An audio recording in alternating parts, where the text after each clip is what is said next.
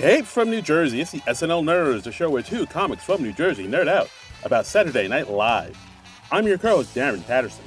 And I'm your co-host, John Trumbull. There you go, John Trumbull. How are you? Wow, your voice is coming in nice and crisp there, my friend. Well, I'm actually in the studio for the first time in over a year. I've unfortunately been without internet access for about half this week, so Lord. we had to scramble a little bit. So it was just like, okay, well, I'm doing this old school. I'm recording the show. I'm watching the show. I'm rewatching the show on my DVR instead of online, and then I'm driving 20 minutes to the studio to record it like we used to. And super producer Frank Ablau was kind enough to take the time to remind me how all the soundboards and stuff work here. How was it? Was it like riding a bike? You're just like, oh yeah, I remember how to do this. Or did, Well, no, not quite, because they've changed some things around in the studio. It's like a different soundboard and stuff. And okay. I am not like a real technically inclined person, so it's just yeah. How about you? How are things in Darren Land? Darren Land, not too shabby, doing okay, living the life, chasing the dream. The world's a bit of a dumpster fire as always, but Isn't it? Yeah, it's just the dumpster fire that just keeps on burning. It's like like that light that just never goes out. Yeah, and I'm sure we'll comment on a few of the reasons that it is a dumpster fire right now, and maybe get out some of our frustrations about those. But yeah, there's some bad news that hit this week. Yeah, so it's a stressful week. How are you folks doing out there in podcast land? Are you good? Yeah, I'm definitely Mark Maron right now. How are you? Did that rash clear up? How are the pets? Are they good? Pow! Yeah, Boomer lives. Oh, I miss Mark Maron. I haven't gotten to listen to his podcast in forever. Oh no, he's putting out some banger episodes. There was one actually. All right, now you got me on a Maron tirade. He put out an episode about cancel culture. He has like some other comedians on, and they like really talk about it, and it's really interesting, like the way he dissects it and they dissect it, and like how people just throw around the word cancel culture, and it's not really a thing. It's just like kind of like a boogeyman thing that people put out there. I heard it put really well. Somebody, and I can't remember who said this. It was like, it's not cancel culture. It's consequence culture. It's like, you do certain things, and yeah, you suffer the consequences. Right, and they had like one of the comedians was like a historian. I forget his name. I'll look it up. But he was bringing up all these old articles about how comedians, maybe like 50 or 60 years ago, were complaining about the very same thing. Like, oh, we can't tell jokes about Negroes anymore. We can't say Negro because, like, they were saying the same thing that people are saying now about like what they can and cannot say. And it's like, yeah, there's no cancel culture. It's always been like this. It's always been like, it's just time moving and words changing and things you can and can't say just being redefined. Like I've said this for years. Like, life is like a continual process of finding out what an idiot you are or have been. And it's like what an idiot you were 5 years ago, what an idiot you were 5 months ago, what an idiot you were 5 minutes ago.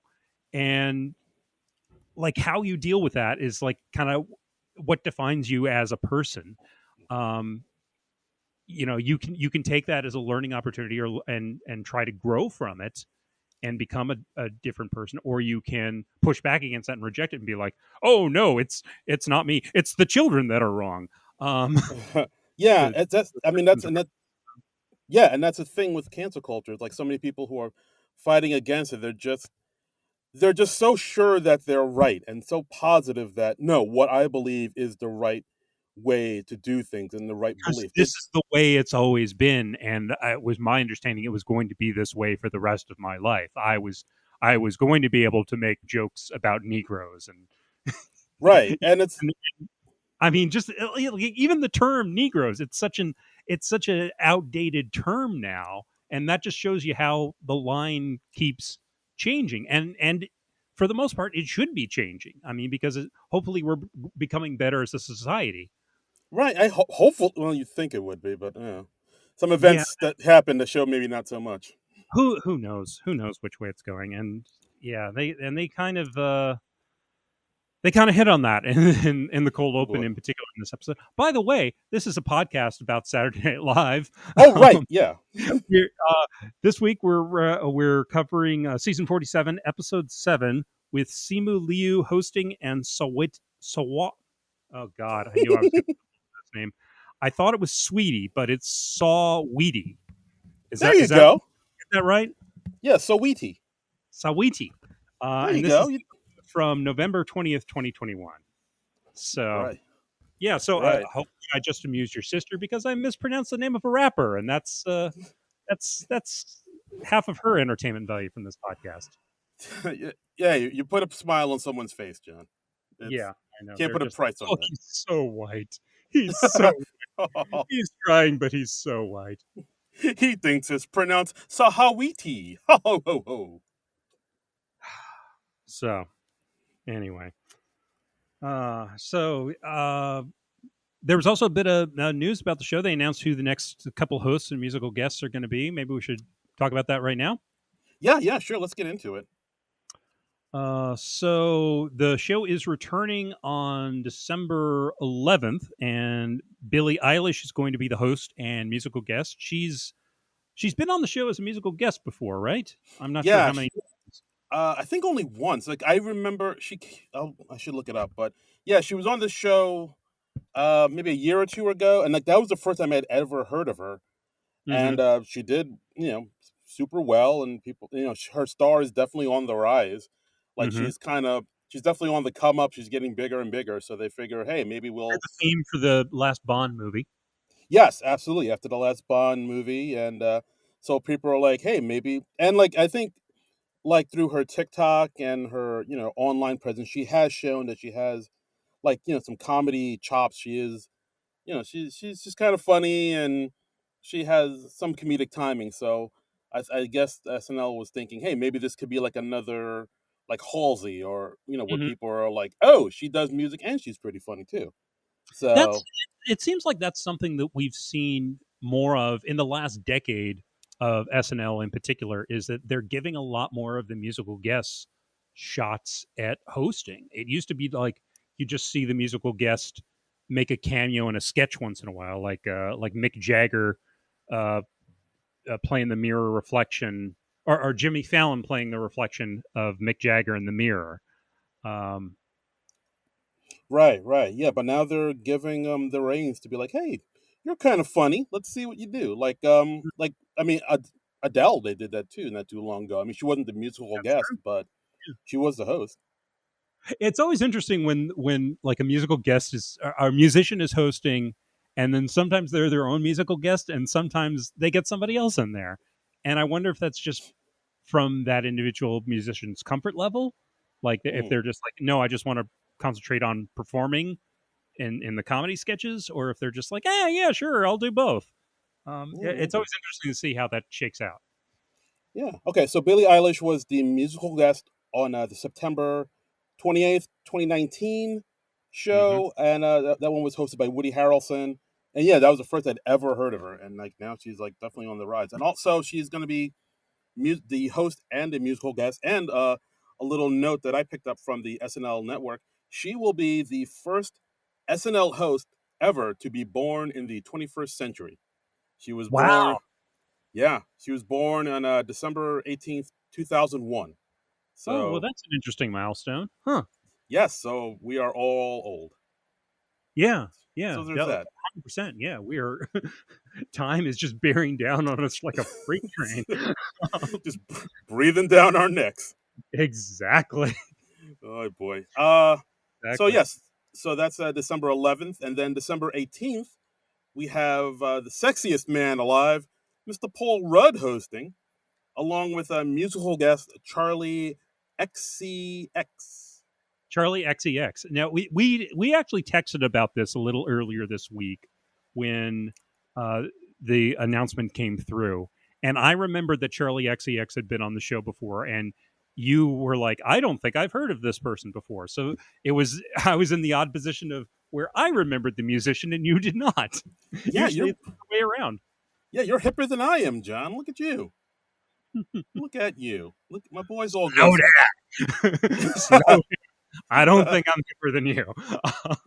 I think in most any given combination of me with another person, I am usually the less hip one. There have But maybe been about 5 minutes total in my life where I have felt hip and with it. Um, what is hip? um, Oh.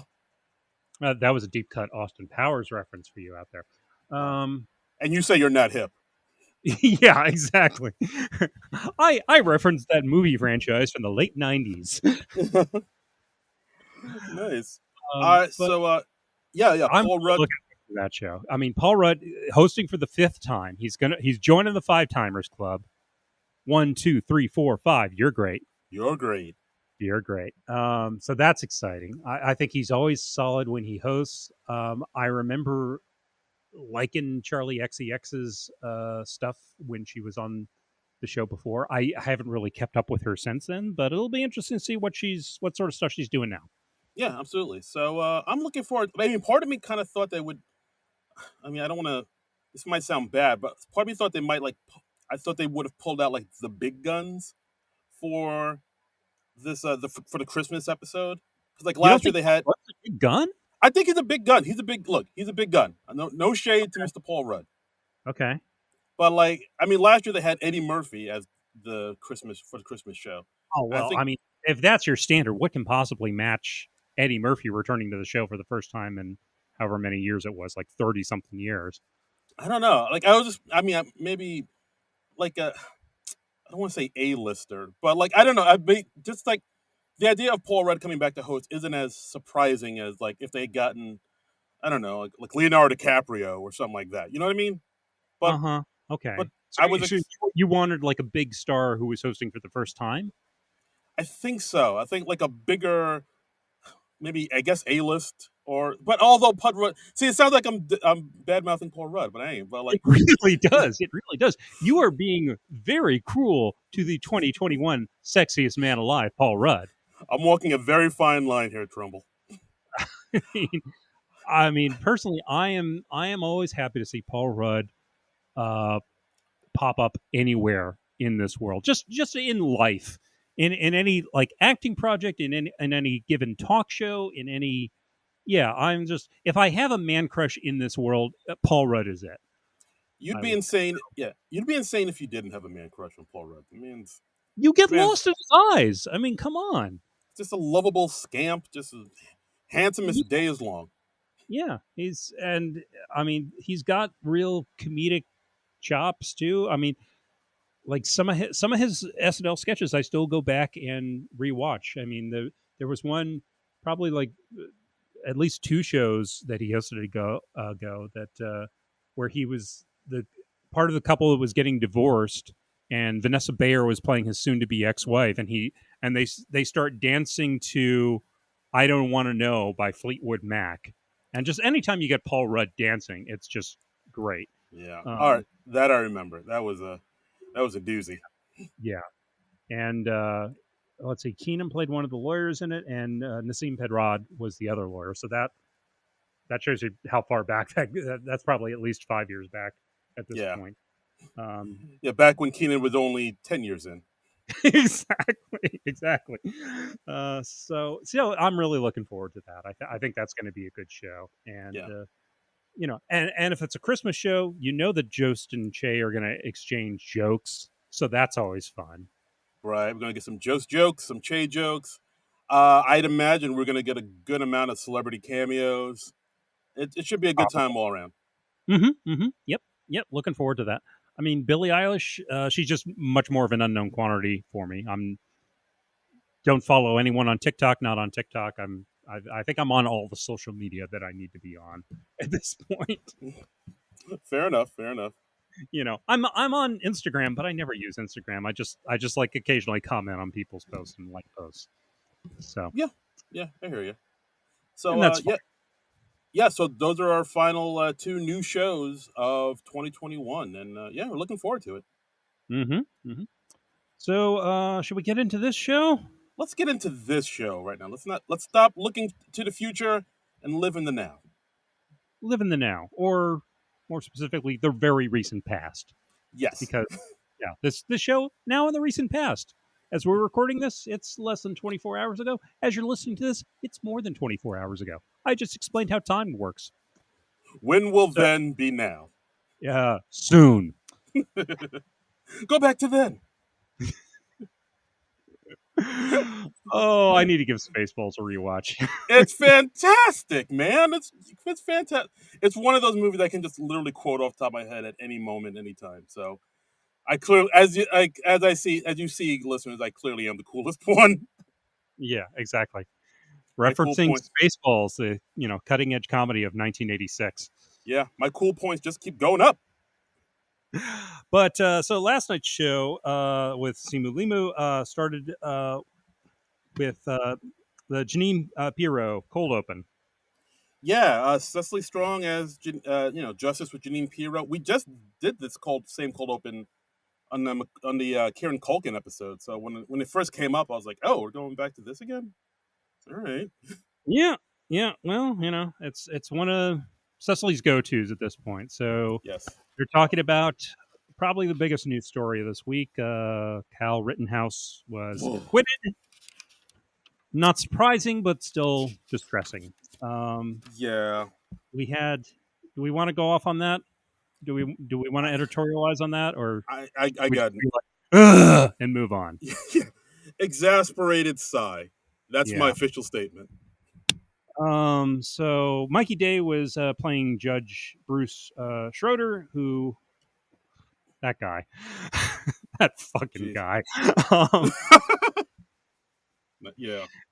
I didn't follow the trial ultra closely because I just knew that the more closely I followed it, the more wound up I was going to get about it, and Yeah. I was wound up about enough things already. So Yeah. Don't push me because I'm close to the edge, type of yeah, thing. exactly. It's like, don't call them victims, call them rioters. Um, I thought it was cute. He called at one point. He referred to the defendant Kyle Rittenhouse as my client, which Yeah. Yeah. this is one of those things where reality is just so absurd. It's like, how do you even satirize it? Yeah. It's I. Good. Yeah. Then we also had Chloe and Chris Redd pop up as a legal analyst from NPR and a professor of law from Howard University. Right. Chloe, Right. Because Cecily as Janine Pyro, wants to drink some liberal tears. right, and Chloe is, just shocked that this happened, and Chris is like, "Yeah, not shocked." um, Yeah. and she goes, "This is not who we are," and he's like, "I'm thinking it is though." And yeah, Yeah. This has happened many times before. yeah. I mean, every time I hear somebody be like, "This is not who we are," and I'm just like, "Yeah, I think it is." This This is. is I this is mean, if we yeah. have to say this is not who we are like half a dozen times a year, it's who we are. Yeah. And it's not going to get better until we realize that. Exactly. Maybe people just don't know who we are. That's why they say it is not who we are. This is Well, I mean, yeah, it's kind of like what we were talking about a few minutes ago with cancel culture. It's like, oh, well, this is how it's always been. So therefore, this is, I should never challenge this assumption for the rest of my life. It's like, yeah, things are yeah. worse than you That's just the way it is. Some things Yeah. will never change. Uh, Oh, but don't you believe? Dee-dee-dee. I'm sorry. I don't know where that came from. it came from Bruce Hornsby. And, Damn straight. because it's, I'm the cool one. because because you're making that's like two references you made to 1986. Uh, Yeah.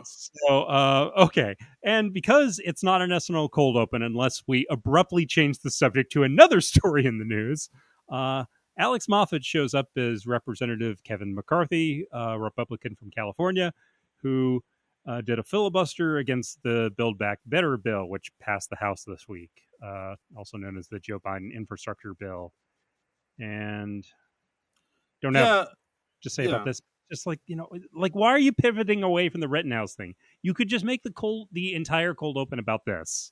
Yeah, that was really, I mean, it was a quick thing, but I was like, this really isn't. enough to Yeah. warrant putting in the cold open. You could have just cut this out.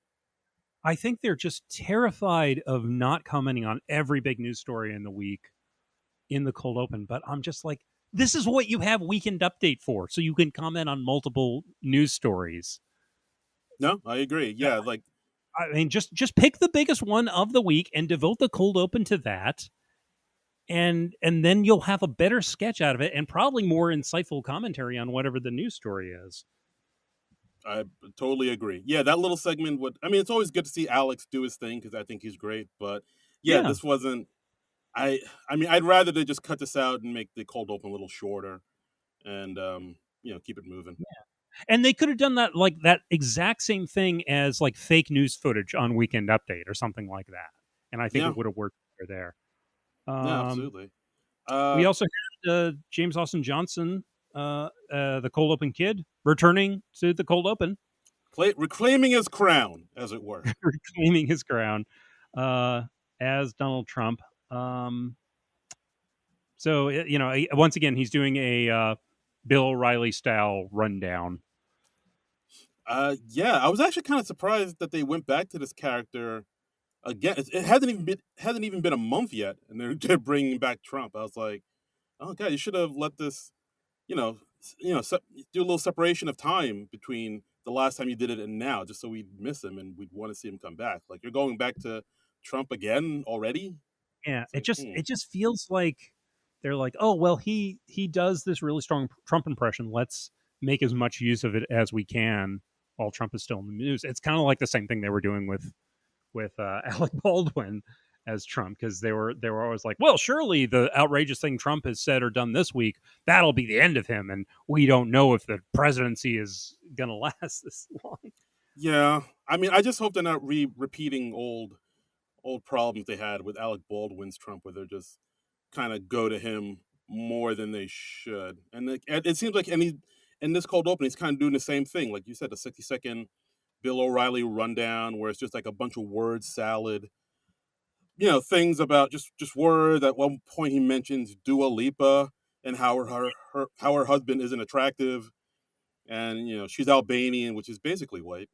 And like it's just I feel like again, I found myself half tuning out of the Trump rundown thing, partly just because I'm so burned out on even parodies of Trump, and also I feel like the rundown is a bad take on Trump because it gives the wrong impression that Trump knows what he's going to say at any given moment. Like yeah, the weird and the dangerous thing about him is he just will say whatever is in his head, and because it came from his head, he thinks it's like genius, and right. he does not realize what an idiot he is. Like the first draft is always the best draft in his mind. Like Exactly. it doesn't need to be reworked. It doesn't need to be edited Yeah, down.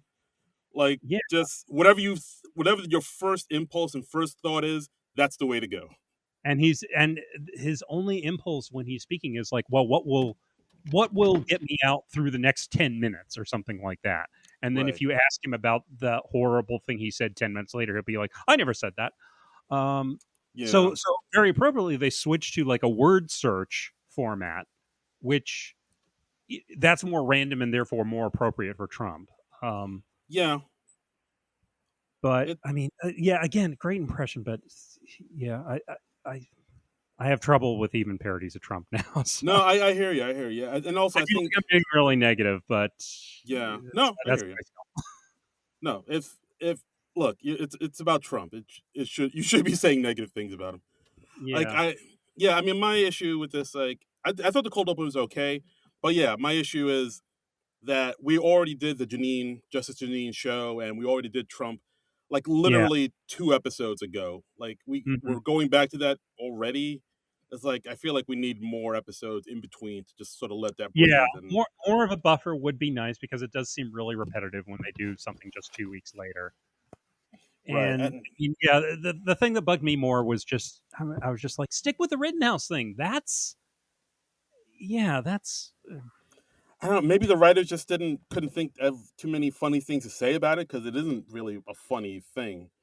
That's true, but there were like a lot of absurdities with the trial. Like, I mean, the clip of the judge where it's so obvious he does not know how his cell phone works and how he's explaining this like, oh, this is common sense, and no one can work a cell phone if I can't. Again, it's just somebody like, oh, people assuming like, well, this because this is my experience, therefore it is true for everyone, and because everyone has my exact experience, and it's like, no, No, dum dum. no, it's the Yeah. world is different for different people, and if you had a thing called empathy, you might know that. That's just the way it is. Diddle-it. Some things will never. I don't know why I've been singing that song all day today, but It's a catchy song. It's a catchy song. I mean, damn straight. it was Greendale's school song, so Oh no, that's just the way it goes. Totally different. yeah, Greendale's the way it goes. So, all Uh, right. And but anything else about the cold open? um, no, I thought it was okay. I wasn't crazy about the fact that they're repeating a sketch that repeating a cold open rather that they literally just did 2 episodes ago. I was like, we should be doing more different things. But I mean, that kind of in this episode that kind of turned out to be a running theme, which we'll get there. We'll get into that. They seem to be relying on a lot of formulas this week. That's what I'll say. Yeah, So yeah. next we had the Simu Liu monologue. Uh, comes out, says he's the first Chinese host of SNL. Really, he's the fourth. Because I Haha. was about to say, I was like, wait a minute. We covered Aquafina's hosting on this podcast, so oh no, it can't be the first Chinese. When like we've been doing this for this, we're in our fourth season of this podcast now, and Right. even we've covered a Chinese host. So, Yeah. what is a good And joke?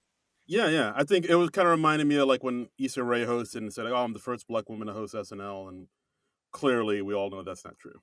Right, or hopefully we know that. But Right. he is the first Chinese Canadian host, so Right. And that's she something. and he also said he's Marvel's first openly Asian superhero, which is good, Openly Asian.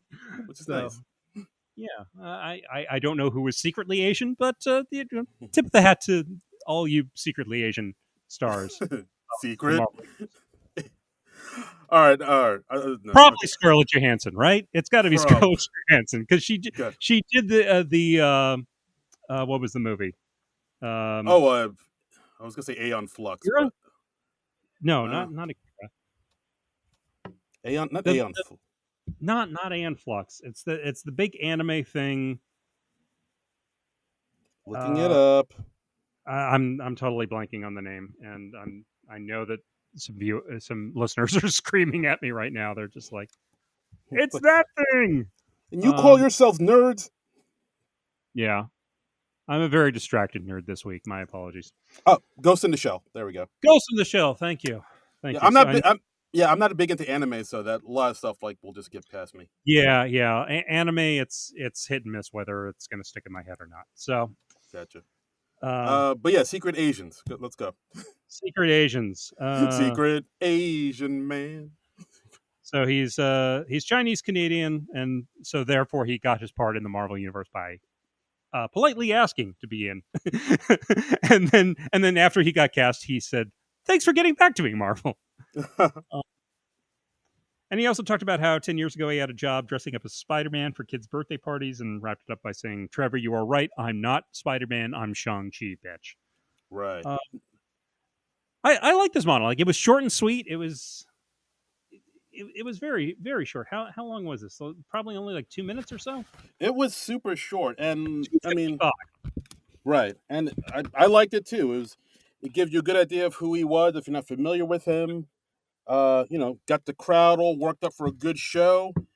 Yeah, In, out, bing, bang, boom. That's all. That's all a monologue really needs to do. Just be like, hey, my name is so and so. This is who I am. This is what I've done. This is my past. Here's what I'm all about, and I'm going to give my all tonight on this show. We got a great show. Stick around. Done. yeah. That's all you really need for a That's all I solid need. Just monologue. get a little sense of them as a person, and don't do any of the now cliched things like questions from the audience. I'm gonna sing a song at the piano. I'm gonna do this. I've gotten sick of all that stuff. So I really feel like the monologues are vastly improved this season, and I Yeah, hope that continues. yeah. It's like a warm up comedy. Just want to go in there, warm up the crowd, get them acclimated to you and who you're, what you're about, and just get them worked up and ready for the show. That's all. That's Yeah, all you need. exactly. All right. So next we have our first sketch, Karaoke All Stars, with the Chloe and Keenan doing a recap of people doing karaoke at their local bar. Right. North Carolina ball, Wellington, North Carolina. And yeah, this is like one of those sketches where it's kind of a rundown of weirdos and oddballs that they can comment on, and it's couched in the form of karaoke or karaoke. Yes, the Japanese thing that the word karaoke means empty orchestra. Beautifully haunting, that is, John. Beautifully haunting. Thank you, How I Met Your Mother. Yeah, Um, you so caught we had, that. yep, Hey. we have. Where do you think I learned it? Well You played. think I just translate Japanese on the fly? No, I'm watching sitcoms. You don't do that on the weekends? No, I do not work as a UN translator on the weekends. Well, So we had the Bad Choice All Stars. We had Bowen singing "Take on Me," and he's doing fine until the high notes come in. Ego as a woman who's been overserved, so she's too drunk to sing "Smooth Operator" by Sade. Sue And Sapalela. yes, and Pete Davidson as Neil, the quiet guy in a hoodie who always sings the same song, and he's doing the song "Mad World." Right. Yeah, it's like a lot of tropes of the people you see in karaoke bars. The finance Simu plays the finance bro who's just trying to get laid, so he I sings. like Yeah, that was good. He sings "I Want It That Way." We get to see James Austin Johnson and Melissa Villaseñor sing "Island in the Stream" as Marge and Homer Simpson, just because they think it's funny, and we get to right, hear them. They got and that's solid. yeah, that's one of those things that would be funny for like the first 30 seconds. And then you're like, oh, wait, you're doing the entire song? Oh, how long is this song? Holy crap. Okay, 4 minutes of this? All right. I'm gonna get a drink. Yeah, yeah. I'm going to get a drink. I'm going to do a bathroom break. Text me when this is over. Yeah, and then there's also, who else is it? Oh, we have Sarah and Aristotle as the German tourists who come in and they sing. They try to do their best singing. I forget. I remember right there what they sung. Call me maybe. "Call Me Maybe." Yeah. Yeah. Um, and then of course we cap it with uh, Heidi and Alex as a father and daughter inappropriately singing "Genuine's Pony." Yeah. Which, not a song I'm familiar with, but I'm assuming it's just inappropriately sexual. Yeah, have you Uh, not seen Magic Mike? I have not. It's yeah, it's a song about the sex, Okay. about the it's nasty. So I was just like, oh, this is like that Arrested Development episode where Jason Bateman is singing with Maybe, and they're singing Afternoon Delight. That was Yeah, that was how my brain translated it. yeah, no, spot on. Yeah. That's exactly what it was. And finally, we had Cecily Strong as the girl who claims her friend signed her up, but we all know the truth, and she's like, "Oh my god, yo, what? Why'd you sign me up? I didn't know I was going to get up here." And then she goes into a flawless "I will always love you," Mm. because Cecily Strong likes singing, you guys. Strong singer. Um, I thought this was okay, but that was about it. Yeah, I mean I probably like this more than you did, just because back in my day, I was all Mhm. big into the karaoke, so a lot of this kind of just resonated with me. Whereas like, oh yeah, the guy that chose to sing a Freddie Mercury song and he clearly can't hit the high notes. I've seen that many a time. Sure, sure. And so I think I'm with you. Like I think this is an okay sketch, but just because I love karaoke, like it hit me a little bit more. But I Yeah, I recognize think like the more you're into karaoke, the more you'll be into this sketch, and the more types and tropes you'll recognize. yeah, absolutely. And but it is cool to see Melissa do her Marge Simpson and James is doing his Homer Simpson. When so like, oh, all right, that was pretty fun. That I that was a highlight of the sketch because it was very kind of meta. because it's like if you saw that in life, you would be cringing, but you're because you're just seeing like a few second snippet of it in an SNL sketch. It's funny in its unfunniness. So Yes, absolutely. that's a Uh, feat. yeah. So overall, I think this was a fun sketch. I had fun with it, but like I'll admit, it's maybe not the strongest sketch, but it's the funnest, if that makes any sense. Yeah, yeah. Okay, I'll go with that. Okay. Next we get a pre-tape Target Thanksgiving ad. Just because hosting Thanksgiving also means hosting your family, and that can be a whole damn thing. So we see Mikey and Ego hosting their family, and again, we've got all sorts of character types just parading through. Uh, Uh, yeah, yeah. Like they talk. I mean, basically, it's a like a Target ad. We hear the same voiceover from Cecily Strong. It was it's pretty much she's good at doing these voiceovers for like these department stores because like I remember she did the voiceover for the with like the Macy's Christmas commercial last year, she and does a good neutral commercial voice. right, and yeah, so she's basically selling things or telling things you could buy at Target, like the humane tofurkey loaf for your niece's annoying new boyfriend, and then of course Hmm. they cut to Simu Liu, who's like the long haired new boyfriend, is like, do you see? I don't eat anything with feathers. Have you seen what they do?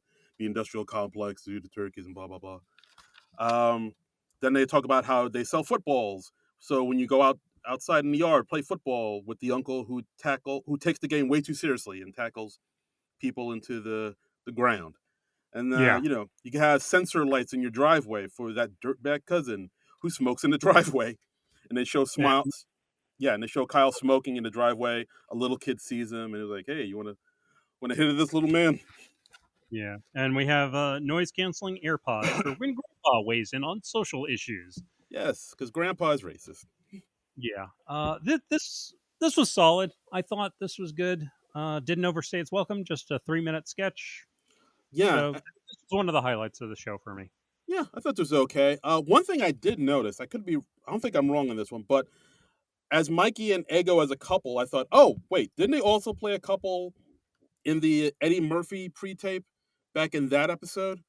I think they're playing the same couple, and I think they are because at the dinner table in this Thanksgiving pre-tape, Keenan was the grandfather, and he looked like the same grandfather that was in that Eddie Murphy pre-tape. So I think this sketch and the pre-tape from the Eddie Murphy episode are like spiritually connected or something in a way. I think it's like a continuation. So you think we're doing a secret saga of this racially mixed family in the pre-tapes over the course of several seasons of SNL? Yes, I think this is all part of the SNLU. I think Okay. they're connected. I'm pretty sure. Like if you go back and watch it's the pre-tape where Eddie Murphy is hosting the family dinner and Maya Rudolph is his wife, Okay. and like it shows. And if you remember, like Ego plays his daughter, and Ego's dating Mikey Day, and that's the scene where Ego screamed at her parents saying, "Oh, you don't like him? Why? Because he's white?" And they're like, "Yes." I think they're playing the Wait, same so wait, couple. you're saying in the time since the Eddie Murphy show, they have had an entire family of their own, and they're now hosting Thanksgiving themselves. Yes, this Wow. is what I'm saying. Oh wow. Okay, that's all right. Sure, I'll go with that. Why not? Hey, let I me mean, know if I'm wrong. But this is not a thought that occurred to me at all. I mean, because the way I look at it, I mean, on a show like SNL, it seems like at one point or another, everyone in the cast is going to be in a couple with everybody else in the cast in a right, sketch. I don't know how much they're hooking up with off air, and if they hey, are, more power to you. Um, except for you married cast members, see, and yeah, the ones in relationships. Don't cheat on your significant other. yeah, Don't keep do it in that. your That's bad. Unless keep it's it a in. bad relationship, then what else can you do? Oh Um, Jesus, I I'm not co-signing that. I guess I'm just saying it depends on the situation. I don't know. Why'd you make me think about this? I don't know. I didn't say anything. I don't know what you're talking about. This is all. You started me on this train of thought. I'm Uh, slowly backing into the bushes like Homer Simpson. okay. All right. So next we had a new military weapon. Uh, this was an interesting sketch. This was in the first few seconds. I'm like, okay, wait, we got James Austin Johnson and Cecily as senators. They're meeting with a general at the Pentagon, played by Simu Liu, and he's like, and he starts talking about like, well, we've got this new weapon that we've spent 500 million on for this new weapons system, and he's talking about like, well, what if you have this soldier with an enhanced sense of smell, and I was like, and I'm at home watching this on my couch, and I'm thinking, wait, is this a dog sketch? Are we doing a dog sketch? Are we doing another dog head man sketch? And yes, we are. We are doing another dog head man sketch. Oh, you knew from So, that you could tell from yeah, that. Wow. yeah. Well, because I was already sort of thinking, I was like, man, I would love another Doghead Man sketch. And and then he started talking about enhanced smell, and I'm like, dogs have enhanced senses of smell. There's a curtain behind him. I bet we're gonna have a big reveal. They're gonna open that curtain. There's gonna be a dog with human hands. And then it happened, and I was very excited and very proud of myself for Oh figuring wow. it out like 10 seconds before. So we see the dog head man. He's doing stuff like assembling a rifle. He's doing hand to hand combat, waving a knife around. He's eating a sandwich. I should say she, because we find out over the course of a sketch it's a female dog's head on a human man's body. Right. And as always, there's always little snafus that happen when you bring in a live animal into a sketch. I think at Mm-hmm. one point, they wanted to show the man, dog head man, defusing a bomb, but the Right. dog's head is actually like down. I think he's like kind of eating it because they did give him a sandwich to eat, and the He's dog still was kind of finishing off the sandwich. Yeah, he's looking for like uneaten bits of the sandwich. yeah. And you could tell Mikey was about to break. He was really trying to hold it together. I Mm-hmm. think at one point when the dog has his head down, when the dog was clearly supposed to be defusing the bomb, Mikey tries to like bring the dog's head up and saying, "Oh, he's investigating his own body. He does it sometimes." Mm-hmm. And you could tell Mikey was on the verge of breaking. Cecily Yeah. was on the verge of breaking. I also Uh, heard like a couple stray lines from Cecily, just sounding like she was trying to cover for whatever the dog is doing. And right. that's kind of the fun thing about this is that you can get some spontaneity in there, just because working with live animals is so unpredictable. Animals and kids. Animals and kids. I thought this was good. It was entertaining for what it was. I feel like the Sam Rockwell version was better because of course it's the first time they did it, Uh, and yeah, I can see and that. and I felt like it's more unexpected that way. And I also felt like whoever was playing Doghead Guy's hands in this, they needed to move the hands around a little bit more. Like the more stuff you do with your hands in this, the funnier it's going to be. I think. Yeah, I think they more leaned into the visual of just the dog with the hands, and the hands really didn't do too much. Yeah, I didn't even Yeah. think about that till you said it. Yeah. But yeah, I mean, this I thought the sketch was all right. Like this, I thought it was okay. I mean, it's like the fact that we kind of already did this before. Again, a theme of us kind of retreading old sketches, and Yeah. it's like I don't know. I've seen this before, but it's fun. And, it's funny just because it's a little bit sloppy, a little bit spontaneous, all the spontaneity, and I also felt like when they did it with Sam Rockwell, Rockwell added a lot to the sketch because he just seemed like very frazzled and hapless, and he was like, I don't entirely know what I'm doing here, and that really elevated the sketch. And right. Simulio, he was fine, but he didn't punch it up the same way, you know. Yeah, I would say that.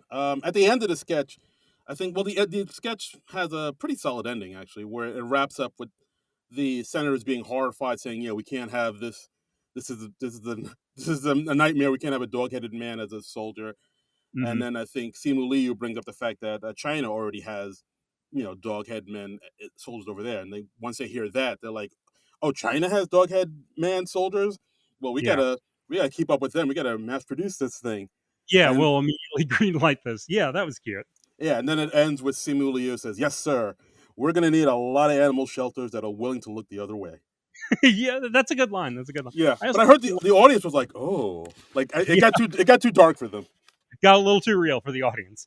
Um, I did like earlier on in the sketch where James Austin Johnson just goes, "Well, I have one question. Does he go to the bathroom like inside like a human, or does he go outside like a dog?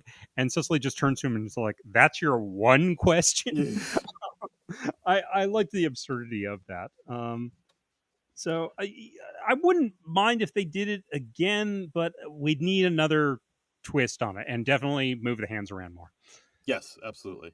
So, but I'm all about seeing dogs in sketches. I mean, it's dogs with Cecily Strong. I've said it time and time again.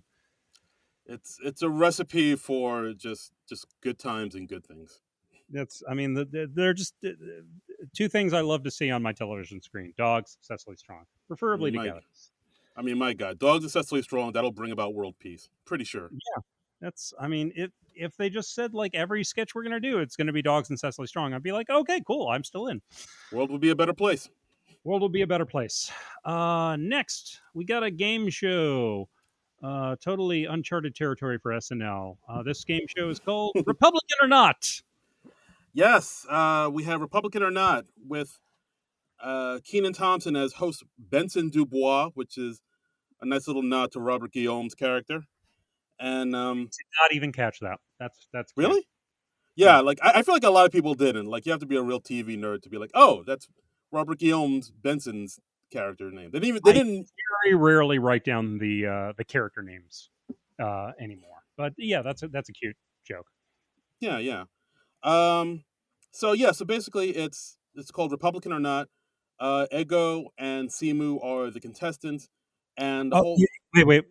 Before you get into the description, Simu's character was named Jim Lee, which I found amusing because Jim Lee is the co-publisher of DC Comics, and I'm like, okay, we just have one of the stars of the MCU identifying himself as Jim Lee, and that amused me. So I'm wondering if that was an intentional thing from one of the comic fans on the writer staff.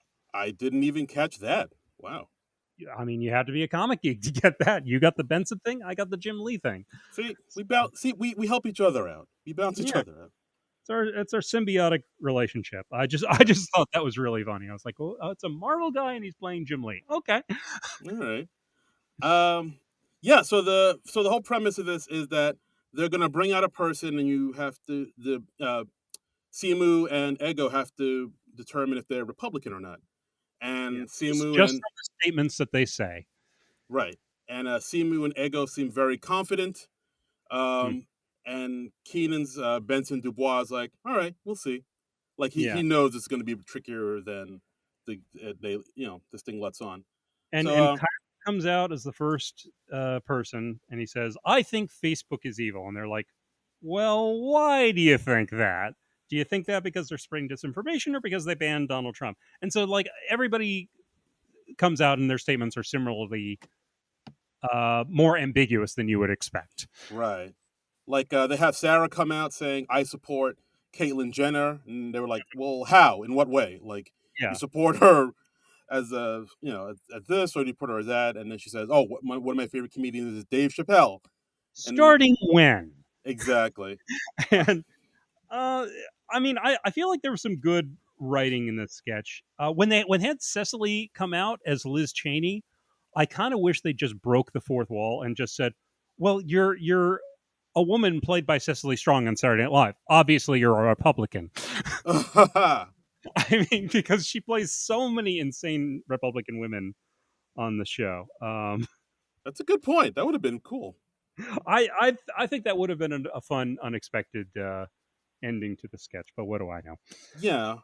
Um, Um, I thought the sketch was interesting. It seems like they were trying to say that maybe I'm trying to figure out what the message was in this one. Like they're kind of trying to say how, in a lot of ways, there is like the line between Republicans and Democrats are getting blurrier in a weird way. Like one of Kyle's statements was how much he hates cops, yeah, and Simu's like, oh, then he hates cops. He's definitely a Democrat. And they were like, no, he's a Republican. He was talking about these cops, and then they show the cops on January 6th at the riots, right. which was like, oh, that's yeeks. Yeah, yeah. Yeah, I felt like they were having fun with the ambiguity of it. It gave me I thought it was treading not treading the same ground, but there was a similarity between like when they had Tom Hanks playing this redneck type of guy on Black Jeopardy. Oh, right, right. And they find they had more common ground than they realized. I felt like they were going for something similar. I don't think it was quite as successful as that sketch.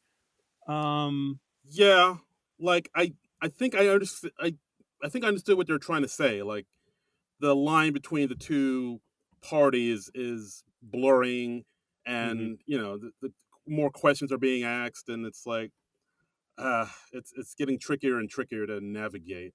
But I kind of agree with you. I don't know if they quite got there, which is maybe why I I, found it more yeah, I interesting than don't funny. feel they quite nailed it, and I felt like some of the some of the performances weren't there. I don't know. Yeah, Keenan just doesn't do much for me anchoring the game show sketches because I've seen like Bill Hader do it, so I know how good it it can be. And Keenan, by comparison, is just a nothing for me as a game show host. You know? Yeah, like I was kind of hoping he'd add a little bit more to it, or kind of maybe solidified what the point of the show was. But Hmm. he was kind of needling the contestants a little bit more. Like, oh, you think you know what's going on? All right, and like Yeah, it was sort of like that. Like it, I think they kind of maybe needed to make a little bit more defined or more clear about exactly what they were trying to say. Like at one point, Liz Cheney says, "I'm a Republican," so Simu Liu's. I was like, "All right, she's a Republican, so she she don't." just said, Yeah, yeah, and but then Keenan was like, "No, actually, she's sort of a Democrat because she voted against Republicans, and so she's sort of like the Rachel Dolezal of the Republican Party at this point." yeah. Well, because they said Wyoming Republicans voted Liz Cheney out this week for Right. opposing Donald Trump, which is a thing that happens. Oof. So, So yeah, maybe that's it. Maybe like they're trying to say how the ideals of each party are like kind of flip flopping and switching, and now it's hard to yeah, tell who's who anymore. I think that was the message, or I don't know. I I don't. think it needed The more fact that something. you're confused about the message means it's rather muddled. I think, Yeah, you know, I kind of wish they'd held this sketch back a week and then rewritten it a bit, you know, because it's like Lauren says, the show doesn't go on because it's ready. The show goes on because it's 11:30. So maybe this one wasn't quite ready, but they had to do it anyway. I don't know. I don't know. right. No, There's some absolutely. good lines. There were some good laughs. There were. Um, but yeah, I'm still so on it. Yeah, it's interest. This one was interesting, but wasn't It's an quite as interesting funny. failure. Yeah, Yes, I'll say that. yeah. Next we had a pre-tape, "Walking in Staten," which Pete Davidson singing about walking in Staten Island to the tune of that old song "Walking in Memphis." Yeah, another Pete rapping video. It's all in black and white. The beat, like you said, to the 1991 hit "Walking in Memphis." Cause Uh, I'm walking in Memphis. oh, that's good. Da, da, da, da, da, da, da, da, da, da. Yeah, and it's Pete with Big Wet once again, who seems to be his Bernie Taupin, I guess. And like they're They popped up in his videos before. yeah, he was in the Squid Game video for the Rami Malek episode. I'd totally forgotten that. Okay, because I was like, "Who is this rando with Pete, and why am I supposed to know him?" Yeah, no, like if you go back to the Rami Malek episode, he's like a musician. He does like country trap music. Okay, yeah, I think you explained this to me when we did the Rami Malek episode, and I Yeah. went out So of my head as soon because I was like, I'm never going to see this guy again. Big Wet heard that episode and was like, "We'll see about that." Okay, well, Pete has friends. That's nice. Pete has friends. Yes, Pete wants to put his friends in things. That's cool. And then Um, Mark Cohn, the musician from the original song, shows up and he's like getting a phone call. And he's like, "No, I don't want to be in a parody of my own song." Oh, what? I'm already in it. Um, yeah, and it's the whole song is just a love letter to Staten Island, to its many bagel stores and pizza stores inside of bagel stores, and and a Robert strip club, Loggia. and a strip club that used to be a McDonald's, and Yeah, then they say towards the end, thanks to New Jersey, we now have deer. yes, Uh, Staten Island Zoo is shockingly small. is Uh, this relatable to anyone who's not Pete Davidson, or at least not from Staten Island? Probably not. Yeah, I did not think this was good. I thought this was pretty awful because Uh, it was just so it was so inside. it Yeah, is. Yeah.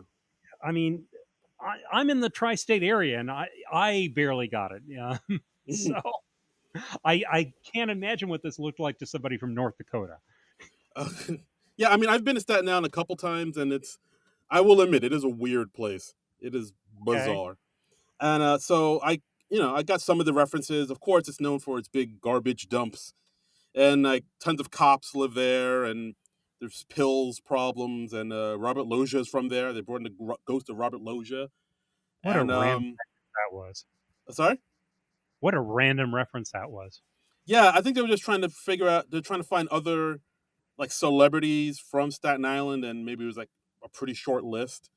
And they were like, "Oh, Robert Loggia. People kind of know him from the movie Big. All right, How long ago did Robert Loggia die? it's very long ago. It's been a Yeah, minute. it's I yeah. I mean, honestly, I do think like if you think of celebrities from Staten Island, I really think Pete and Colin are like the two biggest names right now from there. currently. I mean, maybe not all time, but yeah, Right. currently. Well, I mean, I know actually, I stand corrected because they bring out Method Man from the Wu Tang Clan towards the end. He's a pretty big Staten Islander as well. Okay. And Yeah. yeah, I mean his verse is pretty. It's good, but it's not really funny. It's pretty straightforward about like Staten Island and la di da. Yeah. Wild turkeys by the hospital. There's that. This just did nothing for me. Yeah, I mean it's a catchy song. I mean, I'm sure they put it out because Pete trends and people love Pete. Like it seems like Gen Z is obsessed with Pete Davidson for some reason. So It's yeah, there was like a big cheer when he showed up in this video. So I feel like they're writing for Pete whether they have anything for him or not. yeah, like when the video started and Pete was like, "Oh, put on my blues," not blue suede shoes, but Yeah. people were like, "Yay!" Like it was a celebrity cameo. I'm like, "It's Yeah. Pete. It's Pete. He's here every week." He's been on the show for years. And Like you're still this happy to see him? I yeah. I, Like I mean I don't get it. I'm not sure if SNL gets it, but yeah. maybe they don't need to get it. They're like, all right, people love Pete. We're riding this Pete Davidson horse and, as long as we can.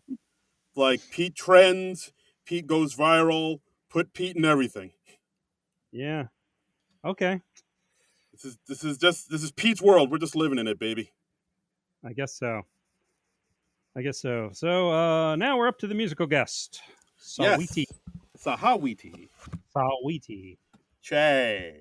Jay. Her first number was like a medley between Tap In and Best Friend. She had a costume change during the song. That was unusual. Yeah, yeah. Never seen that before. Yeah. And her second song was Icy Chain. Icy Chain. Um, Thought she was done with the twerking after the first song, but no, more No, no. twerking. No, Lots of no. twerking. More Twerking twerking. throughout the entire song. A whole lot of twerking. This is probably more twerking than I have ever seen in my life. Whole lot of twerking going on. And I've done stand up in a strip club, so Have you? I have. When'd you do that? I didn't know that. This came up in my Facebook memories recently. It was actually the first night I met Kevin Dabrowski, uh, Oh. who's check out his album Hooked on Molly, by the way. Kevin Dabrowski, Hooked on Molly. His wife's name is Molly. I Oh. should say. Phew. Uh, Okay. it's it's a pun, but it's not a drug reference. He Uh, doesn't but have a yeah, problem. we were doing. It was a stand-up show. We were in the basement of a strip club on a Saturday night. Uh, Jeez. and it's I guess I should say that New Jersey, the law in New Jersey, if you have a liquor license, you can't be nude at a strip club. So I guess it's just like a go-go bar. If there's any nudity, it's like BYOB. I think that's the rule. Okay. Uh, and Kevin got my attention immediately because he gets up on stage for his set. He brings a chair up and he just says, "I don't know why nobody thought of this," and he gets a lap dance while he's doing his set. Innovator. Innovator. So I was just like, well, this is someone I need to pay attention to. He, by the way, was a single man when he did this. It was probably even before he met his wife. But still. I was just like, oh God, why? Yeah. So yeah, I saw twerking that night. Okay. Yeah. Oh, wow. Yeah. All right, Sweetie. So yeah, so back to Sweetie. Sweetie. Yeah, I thought the performers are okay. Yeah, I she's a performer. It's not my thing. I mean, she's a good performer, but not my thing. I felt like it's kind of a very narrow window of what she does. I didn't feel like a whole lot of variety in her stuff, but Yeah, I mean, it kind of reminded me of like Cardi B, Megan Thee Stallion type. I was like, all right, yeah, this is fine. yeah. Yeah, Were you familiar with her before? no, I've heard her name a couple times here and there, but and maybe I've heard a song here and there, but I didn't know it was her. Uh huh. I think my wife probably knows her better than I do, and I was like, oh, she made that song. All right, it's a nice song. And Okay. then I just kept it moving. Yeah. That was it. Didn't hook Yeah. me in or anything. Yeah. I think this train just kind of left me at the station. So not my thing. That's fine. Hey, John, Yeah. that's just the way it is. Diddle-oo, diddle-oo, diddle-oo. Something. Rule of threes, people. Roll of threes. All right. Next, we got weekend update with Colin Jost and Michael Che. Hey. Um, Yeah, we got Jost, we got Che. Telling jokes, making quips, la di da. I Um, felt like a lot of Jost jokes seemed hacky to me this week. mm, he had that one, that Matt Gates joke. I thought that was all right. I thought that was a good joke. I wrote that joke down. That was probably the rest of them. I was just like, oh, really? Uh, I yeah, liked Che. Che had a joke. He was talking about Rittenhouse, Kyle Rittenhouse. He says, hopefully he got all that shooting out of his system before he becomes a cop. And that got a oh from the audience. Like yeah. It's I like, enjoyed oh, that. I enjoyed that reaction, and yeah, it's like, I'm sure Che did as well. yeah, like he'll put in like some dark jokes, like that joke about the honeybees.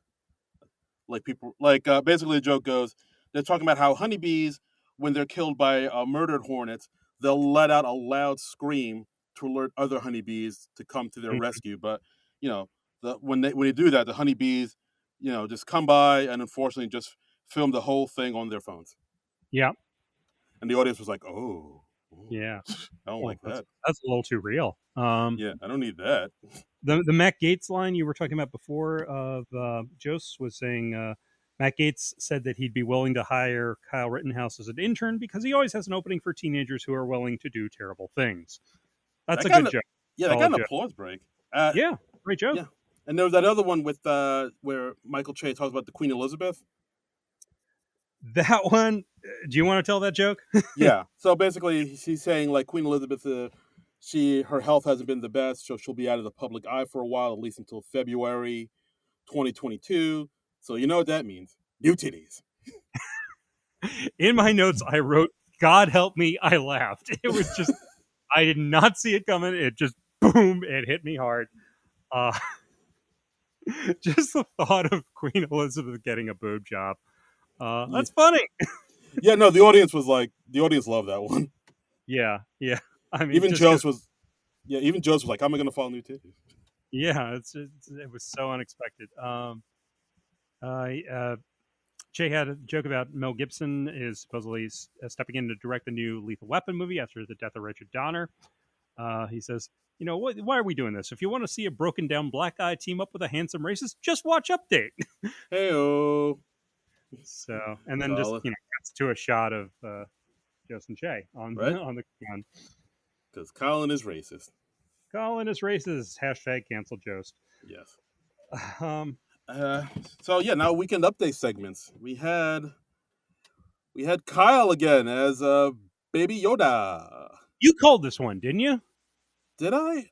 Didn't you? I feel like you called this on Twitter or on our previous episode. You were like, I bet because there's a Baby Yoda in the parade, they're going to do Baby Yoda. No, I think somebody else called that online. It might have been Monet Murati, actually. Was it Manette Marati? Okay, I was I thinking it believe. was you.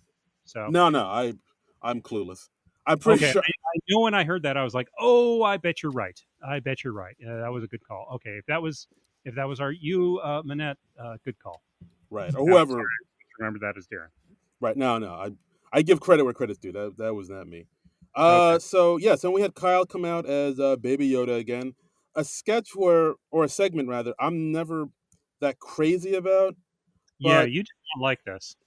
actually I like this a little bit more than I usually do. Uh I huh. think one of the things that kind of turned me off to it is just like, Kyle's appearance in, no, not in general, but like in this. In the Yoda makeup, it's disturbing, and he's in that little ball thing. I'm looking at the GIF you posted of it right now. It is a disturbing thing. Yeah, but it seemed a little less disturbing than usual. I think they're trying to make it so it's not as off-putting, because it didn't seem as off-putting this time around. So I was like, all right, it doesn't wig me out as much, so that's a plus. Yeah, we find out what's been going on with Baby Yoda. He's gotten pumped out. He's got he's kind of jacked now. He's dropping an album. There's speculation about his dating life. He says that he's dating Mama Bear from the Bernstein Bears. Um, Yeah, so, it's gonna bear stain them sheets. oh Lord. Yeah, Uh, so I don't know. I think the Baby Yoda thing's kind of played out, but yeah. I mean, I did chuckle a few times. The bear stained them sheets. It uh got me huh, chuckle because I'm a child. But sure. I do agree. Like, it's, again, this is the theme throughout the show. Just like sort of reoccurring things, kind of hitting the same note, and them doing the same thing over and over again. And it's like, A lot of things that we've been repeating maybe one time too many. well, there's a big one coming up that Yes. fits that. Yeah, I think we're thinking of the same sketch. Yes, Um, yes. Oh, uh, but before we get to that, we also had another death segment. We had 80 as Mother Earth talking about climate change, and she starts out doing like a character voice, and then she just kind of is like, "No, I'm just a normal mom who's hot and pissed." yeah, Um, and yeah, this we. Go ahead. Well, no, I was gonna say, yeah, 80's out. She has blue hair. She's wearing like this sort of earthy type of dress with like the sun and the moon over her boobs. Mm-hmm. And yeah, it's just basically her segment about, she's playing Mother Earth, and it's basically a segment about climate change and how the Earth is dying, and every oh Lord, sorry, Haha! Comedy. Earth is dying, everyone. how the Earth is dying, and yeah, we're kind of, Mother Earth We're is doomed. not happy. We're doomed. Hmm. Um, I I didn't think much of this. I felt like this was just 80 trying to do her own version of Bowen's iceberg bit, but it just Mm. wasn't nearly as funny. That was Um, my take on it. yeah, I thought the costume and the wig were great. I thought she looked great. I just didn't feel like there was much reason for this segment to exist. I didn't even think about the iceberg sketch. I can sort of see the comparisons, but yeah, I Mm. agree. Like, I mean, I feel like this would have been a good segment to really bring us some serious stuff about, climate change, and how the Earth is getting worse and worse, and we're not doing much. But it seemed like the writing for this one wasn't as hard hitting and as sharp as it should have been. Yeah. There were a I, lot of kind of softballs, like her talking about coal, and how coal basically comes from her ass, and yeah. how people are like fighting for the right to, set fire to the, Mother Earth's, ass rot, instead of just, using the sun. The sun is right there begging for a job, but they want to defend the right to burn coal, or Mother Earth's ass rot. I think there was kind of something there, but it didn't really get there. Yeah. It didn't work for me. I mean, it just reminded me of like, okay, we're trying to do something like the iceberg thing, but the iceberg thing was so elevated by Bowen's performance, and Right. I feel like this just didn't reach the same level. So Yeah. And then she was talking about I was just how, yeah, she's also talking about how it seems like, a lot of divorced nerds want to trying to colonize Mars, and like her kind of bad mouthing Mars, calling her a dirty dusty whore. And I was like, ah, I'm not. That's not really that strong a line. I got what they're trying to Obviously, do. wrote down more lines from this segment than I did. I wrote them all down. That's why I just want to say something about it. Yeah, like I kind of see what they're trying to do. They're trying to, you know, maybe I mean, if anything, I was thinking it was trying to be more like Cecily's, Goober the Clown segment, where they're trying to take a serious topic and like address it and really try to wake up That was people. so much. I mean, but that was so much better because it so obviously came from a personal place. Yeah, It came out of Cecily's personal experiences and her own history, and you're always going to get the best stuff out of that.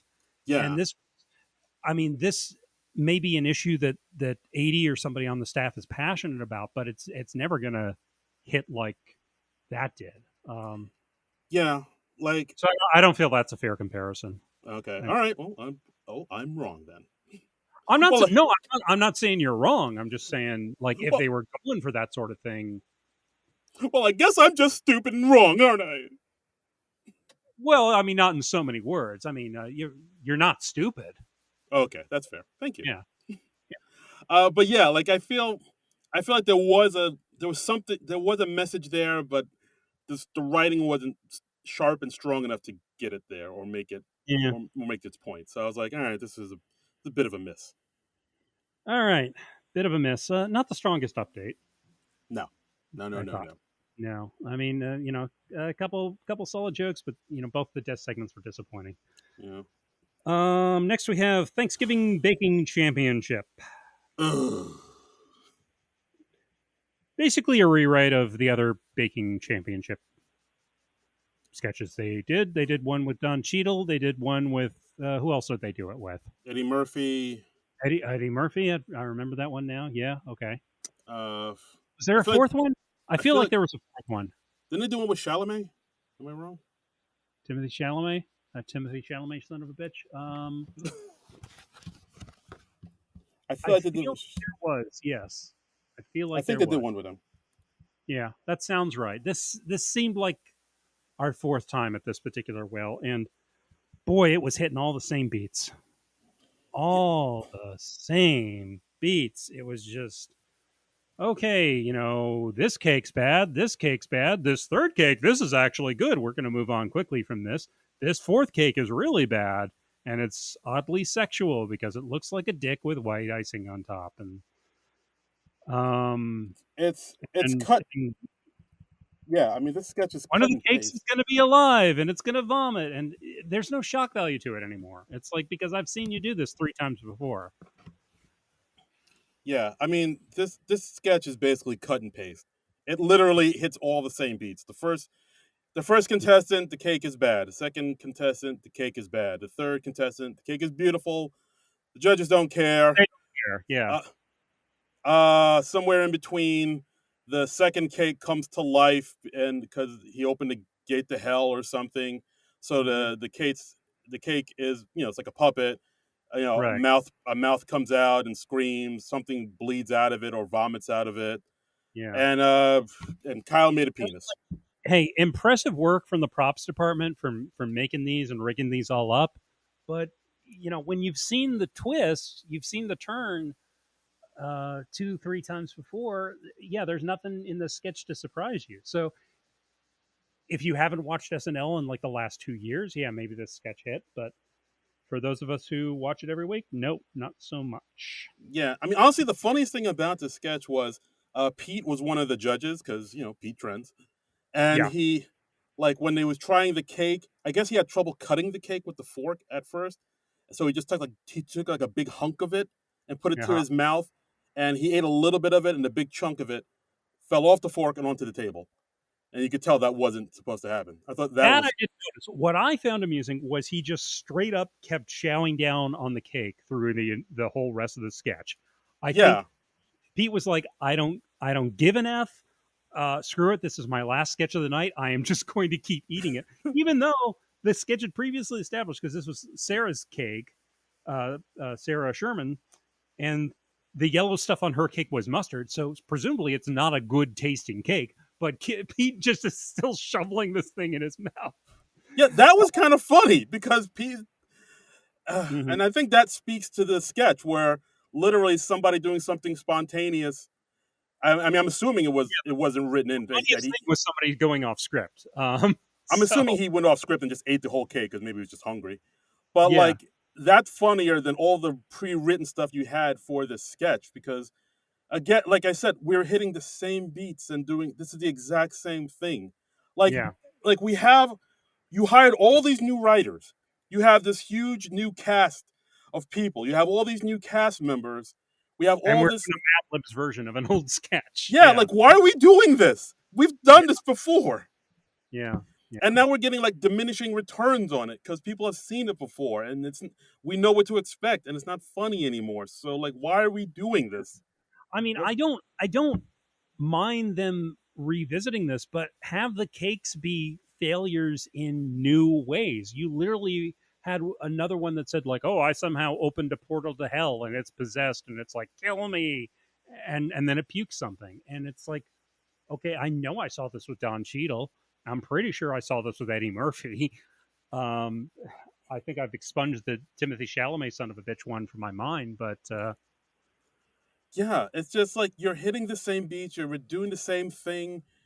Like this is redundant now. We're like we're it's there's a time loop now. Like we let either it I mean, really that would have been a more original twist. Like, what if one of the cakes somehow opened a time loop and this cake assassinated Abraham Lincoln or something like that? That's, I mean, I'm not saying that's a funnier idea, but it's at least something different, you know? something different. Yeah, like I mean at this point when I saw the sketch I was like this again and like I was watching it and it's like oh they're doing the exact same things. Like I see all this coming as this is Yeah, nothing here is new. Like at this point they either need to do something drastically different the next time they air it or just not air it at all. I really yeah. I really had my fill of this sketch at this point. It's Also, this just sort of petered out. There was no real final punchline, which I really hate. I really hate seeing a comedy sketch just peter out. You know, especially when they've in recent weeks they've had like a couple of really strong final lines and sketches, and yeah, this would be a great place for me to quote one of those final lines, but my brain betraying me. Um, that's right. um, You expunge those lines along with that Timothy Chalamet son of a bitch. exactly, exactly. So, but yeah, that bugs me. Yeah, but Uh, yeah, this sketch I was like, this was a bummer. I was like, dude, I've come on, yeah, man. it was a bummer. That sums it up well. Yeah, It's just vaguely depressing because you're just seeing them repeat all this stuff almost word for word. It felt like yeah. I mean, so. like again, like all these new writers, all these new cast members, like we should be moving forward. We should be Mm, getting new stuff. Like the times that people are talking about this sketch, it's mostly when they talk about the new cast members, when they talk about the Please Don't Destroy guys, when they talk about Sarah, Aristotle, because James, because they're bringing in new life, they're pumping in new blood into this right. thing. So let's stop looking towards the past. Let's look towards the future. Let's get new stuff. Let's if this You is the know, last like baking sketch, I'd be very happy. Like I yeah, don't need to because see this. I feel like it's lived out its natural life and maybe a little past that. You know, just like maybe one sketch too many. I would have been fine just keeping it at three. Um, when you see them repeat themselves like this, you have to wonder like, okay, were you trying something else and then that didn't work, and then like Wednesday rolls around and you're like, well, we can always do another baking sketch. We know how to do that. Um, I mean I guess, but I'd rather they take a risk or take a chance on something new that may or may not fail rather than going to the yeah, old standby that'll get you like an okay response. Like even, that's the thing about the sketch. Like I don't know too many people that are like, "Oh, right, the baking sketch again." Like no one's like super looking forward to these sketches. right, right. It's like Even with the dog sketch, the dog headman sketch earlier in the evening, I was very excited that they were doing that again, and then it hit pretty much the same beats, and it was kind of disappointing because yeah, it's have that thrill of the news. So yeah. I mean, I'd rather them take a chance on something new rather than get the same old, same old. You know? Anyway, I feel like we're just repeating ourselves at this point. So Yes, let's move on. we're the Let's move on. baking sketch right now. Yes, Yes, we are. We are. we see the irony, listeners. We see the We see irony. the irony. We've hit our own time limit. So next we had a pre-tape just called Simu and Bowen. This is just the two of them bonding, and Asian male host, Asian male cast member, and they're saying like, "Hey, oh, I was the first Asian to do this. I was the first Asian to do that." And Yeah. I actually like this sketch quite a bit. yeah, Basically, so yeah, because it does touch on something that the two of them do have a lot of similarities. They're both Chinese Canadians, and then they're both sort of the first to sort of break through a lot of glass ceilings. I didn't Um, realize Owen was from Canada. I looked it up actually. I mean, from what I saw, according to Wikipedia, he was actually born in Australia because Oh wow. his parents immigrated from China to there, and then they moved to Montreal, where he Oh, grew up for I think the first 9 years of his life. Then they moved to Colorado. So like technically he has some Canadian in him.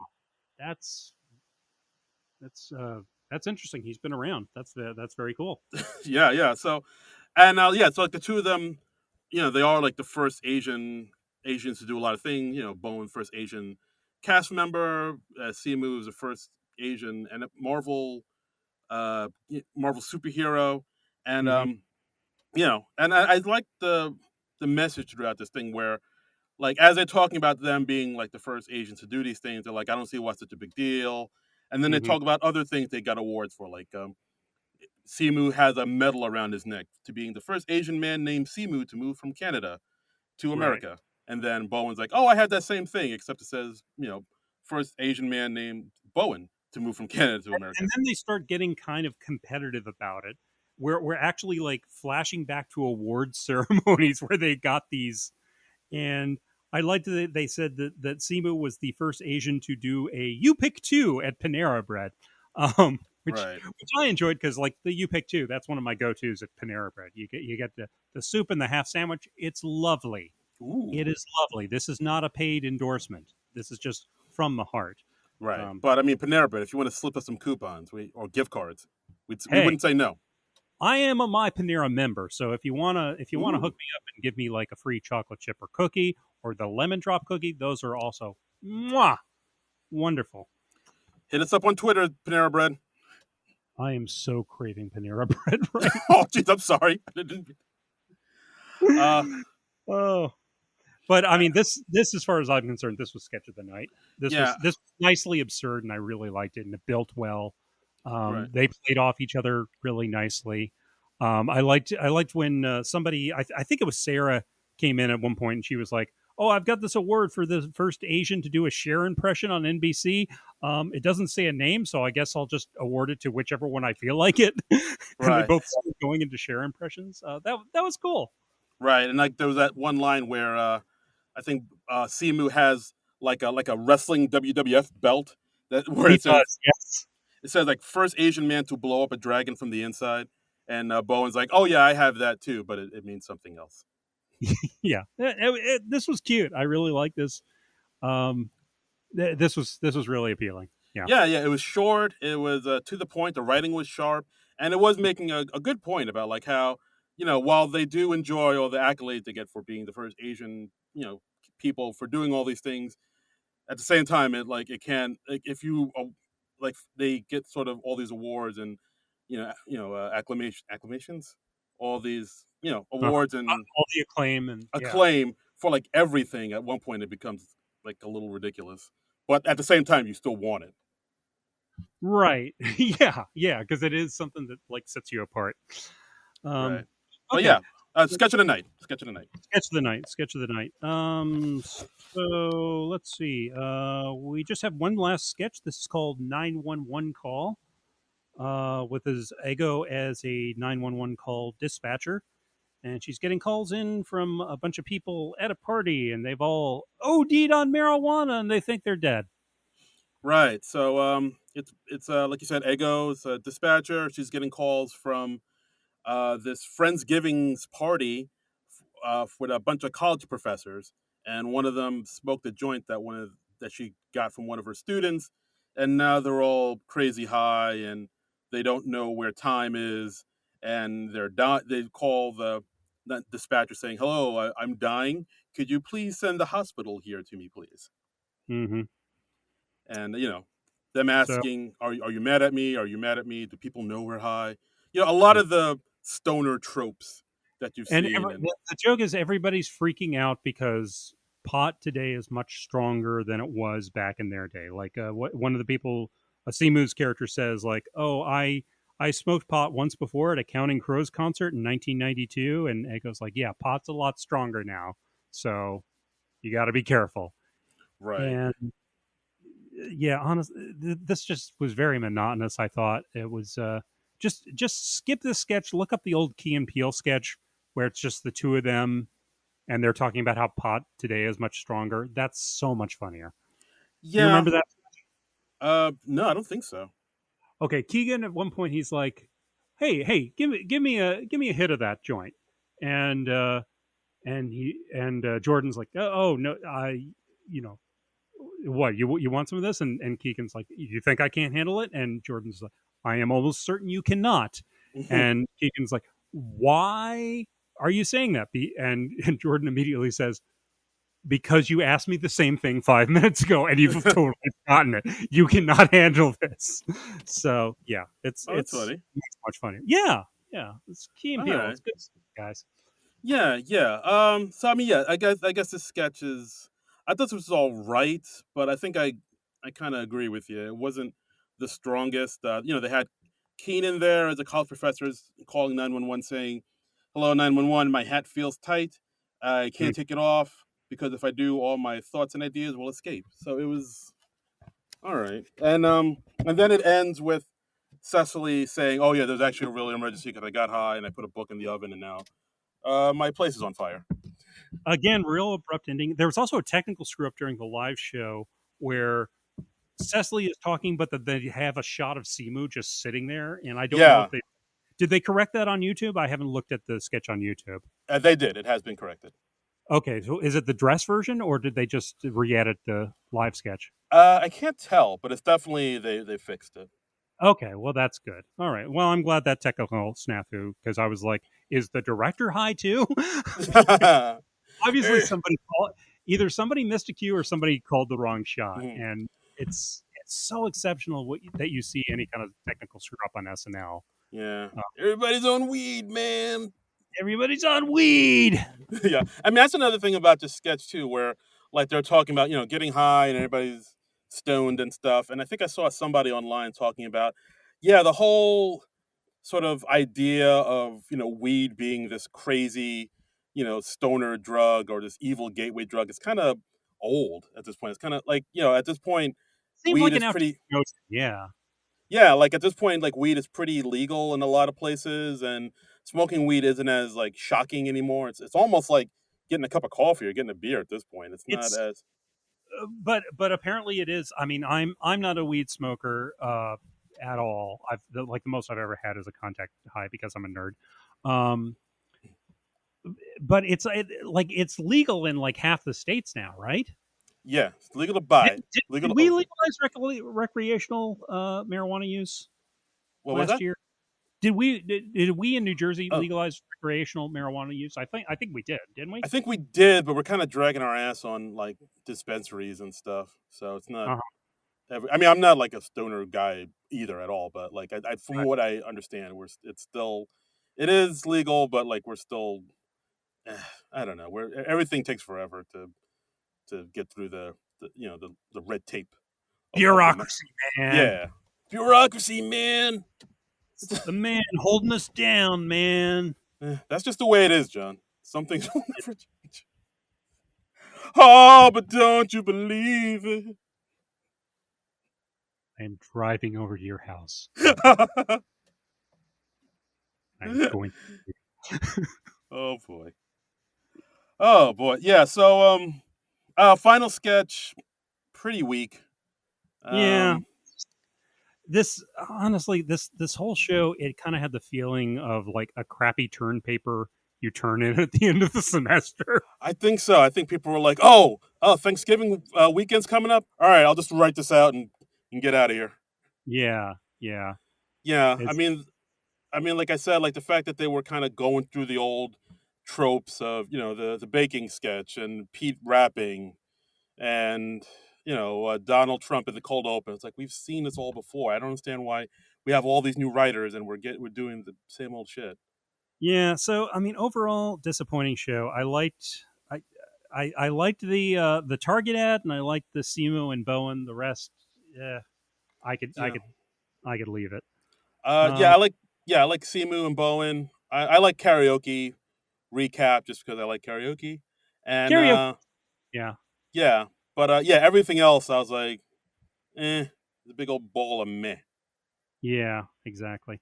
But One thing I should mention uh, is they had a title card right before the good nights that it said "Rest in peace, Peter Ackroyd." His 1955 to 2021. This really surprised me. I had not heard that he had died. dude, I don't think anybody did because when I saw that title card, I was like, wait a minute, he's dead. I did they put out an article about that earlier on, and I forgot because I would have remembered that. And then so as soon as I saw that, I hopped online.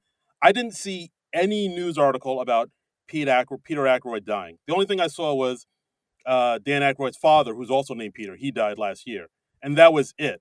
So once I saw that, I was like, all right, either SNL made a huge mistake, or they just broke the news just now that Peter Aykroyd is dead. They And because I saw Dan Aykroyd on both Jimmy Fallon and Seth Meyers' show this week or maybe late last week promoting the new Ghostbusters movie, Ghostbusters Afterlife, and didn't say anything about that. Aykroyd seemed like he was in good spirits. Peter Ackroyd, of course, is a brother to Dan, and was a writer and an actor on the show. Was he in the cast like briefly? yes, he was on the cast from 79 to 80. Okay, So like literally just 1 year. But he's also worked and that would have been right after Dan left the show, like because Belushi and Aykroyd left right before the fifth season of the show. right. Right, right. So yes, he was on it for a year. He's mostly well known as far as SNL goes for a Schiller short film he did, black and white called Java Junkie.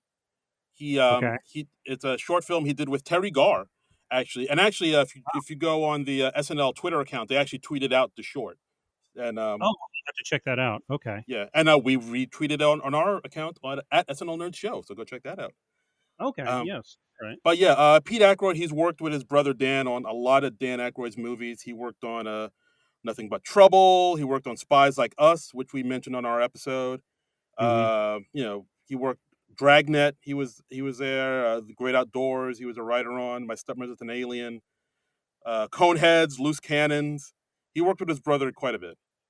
Oh wow. Well, our condolences to Dan Aykroyd and the entire Aykroyd family. We're very sorry to learn that last night. Yeah, So.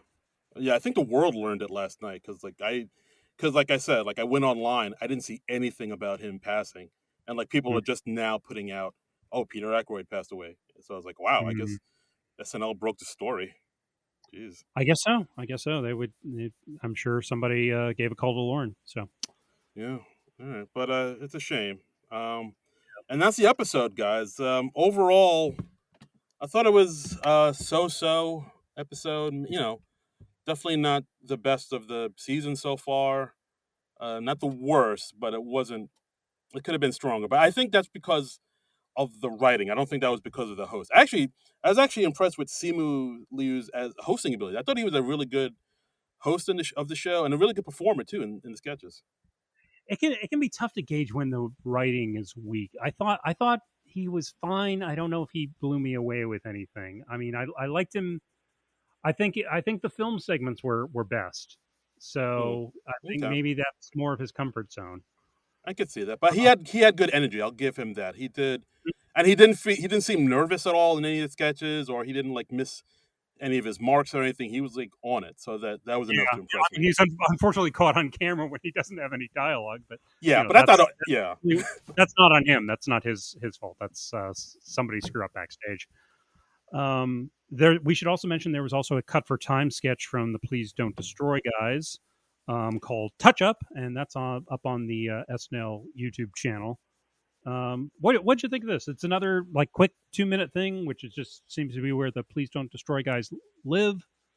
Yeah, I mean it's an odd. I mean I can describe it real quick. It's like an odd type of sketch where the three of them are hanging out. Oh no, two of them are hanging out in their in their office, and one of them, the redhead, I think his name is Ben. He comes in and you can see his face looks very weird, like he got Botox. And Yeah, then they were he's like, got the kind of puffy lips and that weird stiffness to his face. I It bothers me that I haven't gotten all the please don't destroy guys names down yet. they say it in that Pete Davidson Three Sad Virgins sketch. They do. I need to rewatch that just to really get their names fixed in my head, or they just alternatively just need to wear name tags for the first Mm, half of the season. Uh, right, or maybe they could have like their names floating above their heads, like a they could CGI that in or that would be something. fun. It's just I remember faces better than names, so yeah, Right. you know how it is, Howard. Yeah, Uh, absolutely. I hear you. Yeah. So if the guys from Please Don't Destroy, could they wear T-shirts with their names just in, like right across the chest in big bold letters? That would help us because out greatly. like, you're not identified at the beginning of the show, so I don't have that crutch. Mm, So I need a crutch. Help right. me out here. Just throw me a bone. Please don't destroy. Love you guys. Love your comedy. I just want to get your names down more. Help And I me feel help you. this should be on you. Yeah, do your part. Please don't destroy, guys. Yeah, Get off your ass and help out. exactly. Exactly. I think, but this was funny. We got Botox. We got one of the guys got longer fingers, and one of them has a second face on top of his existing face. So it was fun that the Please Don't Destroy guys have discovered the SNL makeup department. Yeah. I feel like they've made friends in the makeup department. They're like, "Hey, can you make us up and help us to do this?" And the makeup department's like, "Yeah, sure, we can do that. Long fingers, no problem." We're gonna be best friends. Yes. Yeah. I mean I'd rather they had taken out the baking sketch and putting this in. Oh yeah, 100%. I mean, this was funnier than half the stuff that was in the show tonight, if not a good 3 quarters Right. of what was Yeah. in the show tonight. I'd agree. But yeah, just it was just a 2 minute thing, so I guess it was easy to cut. And they seem to be doing a film segment every week, so yeah, might as well just toss it up on YouTube. I guess so. I guess so. And yeah, so that's the episode, guys. Overall, so episode. Looking forward to the Billie Eilish episode and the Paul Rudd episode coming up in December. And we should And also mention, in the meantime, this coming Wednesday, the SNL is airing a primetime Thanksgiving special with a ooh, lot of old sketches. We covered the Thanksgiving special a few years ago. I doubt it's changed that much, but it's good news for those of you out there who have a fetish for Juliana Margulies regurgitating food into Chris Kattan's mouth. hot. And there has to be at least one of you out there. Yeah, I'm sure you're out on a. You got your own Reddit page or something. That feels like somebody's Pornhub search. Yes. Um, there's also next week they're repeating the Kim Kardashian West and Halsey episode, which No, was the thank you. second episode of the season. Skip it, skip it. Yeah. Maybe watch Grown Ass Women in the Club because that was kind of cute. But yeah, just skip it. Go find that old Key and Peele sketch instead. Yeah. Exactly. Or you can listen to the SNL nerds because we're gonna have a new episode coming towards you. We are, aren't we, John? We are. We don't take Thanksgiving week off. Nuh-uh. We don't stop. Can't stop. Won't stop. Can't stop, won't stop. So what are we going to do next week, Darren Patterson? I'll Well, I'll tell you what we're going to do, John Trumbull. I'll tell you what we're going to do. We're going to talk about a movie that just came out recently. We're going to talk about a movie that I have been frothing at the mouth to see for at least a year. It's true. Darren has looked like he has rabies. Yeah, There's been so much mouth frothing going on. yeah, look like. Yeah, that's This it. this was supposed to, this was supposed to come out in last June, I think. It Um, was. it's a little And movie called Ghostbusters Afterlife. boom. Yeah, Ghostbusters Afterlife with the most attractive man in the universe, Mr. Paul Rudd. sexiest man alive, Paul Rudd. Yes, it's got some newcomers like McKenna Grace and Finn Wolfhard, whose name sounds like either like an '80s porn star or an '80s heavy metal guitarist, depending on who you ask. It sounds more like a Dungeons and Dragons character to me. Ooh, that's But another one. yeah, yeah. It also has some other actors in it. Let's see. Let me look up their names. Bill Murray, Dan Aykroyd, and Ernie Hudson. Hmm. Hmm. Okay. Well, I don't know if any of them have been in a Ghostbusters movie before, but I hope it works out well for them. Yeah, yeah. Good. I want all these newcomers to shine. So yeah, so we're gonna run out and go see this movie in our local theaters, and we're gonna come back here and we're gonna talk about it, and we might have another guest here Ooh, about it with us. do tell. Maybe somebody who knows something about Ghostbusters. Maybe somebody who has even been on this podcast before. Ooh, ooh. Tempt Perhaps me, tease me. Yeah. pinky to the mouth, being sly. Um, so that's what we're gonna do next week. We're gonna go see the new Ghostbusters because we've been waiting for this forever. We had to wait like nearly 2 years for the James Bond movie. We got to see that. Now we're Yep. gonna go see Ghostbusters. The universe is healing. I've been waiting to see Ghostbusters. Ghostbusters Afterlife. Ah! I've been listening to a lot of 80s soft rock, guys. I don't know what's happening to me. Sorry. But you like how I weave that in? That was pretty good. Like is such a strong word, Darren. You That's a know? that's a very strong word. I acknowledge that you did it. Thank you. Now you see why I like the karaoke sketch so much. I do. I do. I think we all do. Okay. We also we got a little Twitter feedback about this episode. We always put the word out saying like, "Hey, tell us what you thought," and some people responded, and we're going to read those and respond to those. Heyo. So, do you have them up, or should I I, dive I in? I got him. Okay.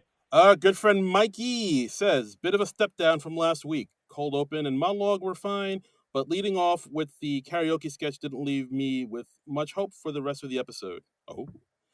Felt like a lot of bits we've seen before and might not need more of. Pete pre-tape baking sketch, Baby Yoda. Yeah. With the exception of the karaoke sketch, I agree with everything you've said, Mikey. Yeah, I agree with you, Mikey. Maybe that's a good point. It's like I wouldn't have minded them repeating, like doing another pre-tape or another baking sketch or another Baby Yoda or like it was a whole lot of repetition, and it was just a little too much repetition for one episode. I thought Agreed. so. Yeah, that was rough. Next we have my old friend Scott Hume saying Dog Henban was the most ridiculous and absurdly funny thing I've seen in a long time. Glad they found a spot for Cecily to have a sketch with a dog and sing in the episode. Way to play to our interests. Yeah, I'm sure Cecily enjoyed both of those things a lot. I'm wondering if Scott saw the original Doghead Man sketch since he was so high on this one. Um, Maybe. I don't know. Maybe he, yeah. Scott, let us know. Did you see the Sam Rockwell episode? Did you see the previous Doghead Band sketch? Because we both thought that one was better. Absolutely. And Um, our good friend at Decomposition Podcast, Mr. Bradley, hmm? or Bradford, saying like, what did he say? Oh, he said, did Jost have the joke of the night with Matt Gates has always liked teenagers who do terrible things? I think so. That's one of them. Yeah, I mean, that was definitely one of the standout jokes from Update, I think. Yeah. Yeah. And he also said, also imagine how terrible Pete Davidson would have sounded without a metric ton of autotune. And yeah, Oh, boy. Yeah. autotune makes everybody sound beautiful. It's like when you're cooked with Does it, butter. though? I Does think it, though? so. I think so. Okay. It makes them all sound the same. I'll go. There, I'll go with that. I don't know if it makes everybody sound good. Uh, but it doesn't make you sound bad. It makes you sound the same, and that's better than bad. okay, can't argue with that logic. Mainly because I don't understand it. Oh boy. So, well, thanks very much for listening, you guys. We always appreciate it. We always have fun, and it's nice to know that this isn't just going out into the void to have no one listen to it. which is Right. how it feels some weeks. So if Yeah. you want to follow more of our shenanigans, yeah, just come join us on the Twitter at SNL Nerds Show.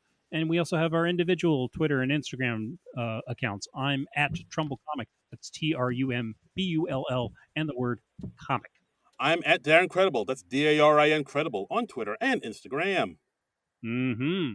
And yeah, there's all sorts of funness and wackiness going on there. Oh, all types of zany shenanigans. Yeah. Oh god. Ooh, we've been doing this too long. Yeah. But yeah, so give us a follow. Hit us up at our Patreon at non-productive.com. Give us some Mm-hmm. money, why don't you? And there's some cool bonus content that we put up there. It's just a lot of times we'll just keep the recording going after we officially finish the program, and then we just talk a little more, and you just hear us free associate.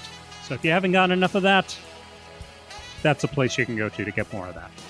Right on, right on. Right on, right on. So we'll be seeing you next week with Ghostbusters Afterlife. But until then, nerds out.